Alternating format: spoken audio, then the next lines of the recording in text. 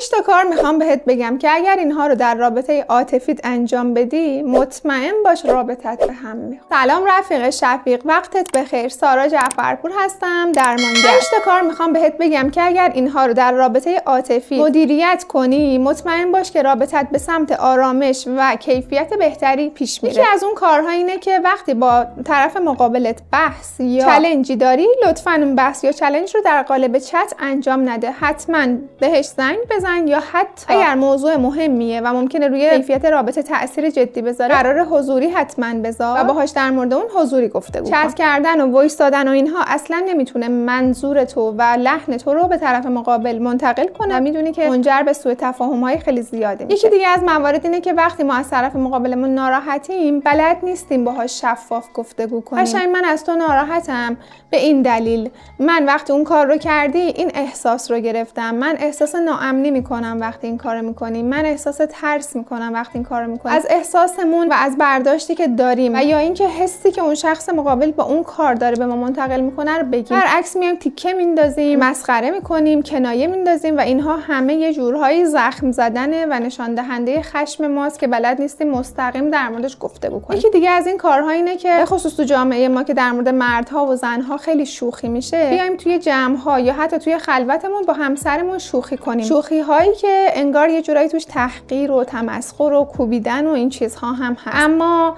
ممکنه طرف مقابل ما واقعاً به لحاظ روانی حالش بد بشه با شنیدن اون حرفا یا منظور خیلی بدی رو دریافت کنه از سمت تو، فکر کنه میخوای تحقیرش کنی یا جایگاه و ارزشی براش قائل نیستی. به نظرم اگر هم میخوای شوخی بکنی، شوخی بکن که با هم بخندین نه به هم دیگه و متناسب با ظرفیت و شخصیت طرف مقابلت باشه. چهارمین موردی که میخوام بهت بگم اینه که موقع دعوا مسائل قبلی و حل نشده یا بحث مربوط به خاله و عمه و مامان و بابا اینها رو دیگه وسط نکشیم. در مورد همون موضوع که الان هست فقط صحبت کنیم، از احساسمون بگیم، از نظرمون بگیم، به یه نتیجه برسیم و اگر نتونستیم حلش کنیم اشکال نداره، موکول کنیم به یه زمان دیگه. ولی کشوندن مباحث قبلی و حرفای حاشیه‌ای فقط رابطه رو چرک‌تر و کثیف‌تر و یکم اوضاع رو دارک میکنه دیگه. یه مورد دیگه این که مقایسه کردن یکی از فعالیت‌های خیلی طبیعی و عادی مغزه. یکی از 5 عملیات ریاضی هستن. عمل خوبیه. قبلا توی یکی از ویدیوهامون فکر می‌کنم ویدیو دوم بود در مورد مقایسه کردن ما با هم صحبت کردیم. اما ما مقایسه مثبت داریم، مقایسه منفی هم داریم. مثلا می‌بینیم طرف داره از این رفتار استفاده می‌کنه تو رابطه و جواب میگیره، خب ما هم امتحان می‌کنیم شاید تو رابطه ما کمک کنه. اما بعضی از مقایسه‌ها چیزهایی هستن که ما نمی‌تونیم تو رابطمون الان به وجود بیاریم یا در خودمون یا در طرف مقابلمون ببینیم، اما اون مقایسه فقط منجر میشه که شخصیت خودمون یا طرف مقابلمون رو تخریب کنیم. حواسمون باشه که توی رابطه مقایسه هامون مقایسه های مثبتی باشه، نه مقایسه هایی که منجر به تخریب و تحلیل بردن رابطه میشه. رفیق شفیق، اگر از مباحث مربوط به رابطه و روانشناسی خوشت میاد کانال ما رو سابسکرایب کن و با ما همراه باش.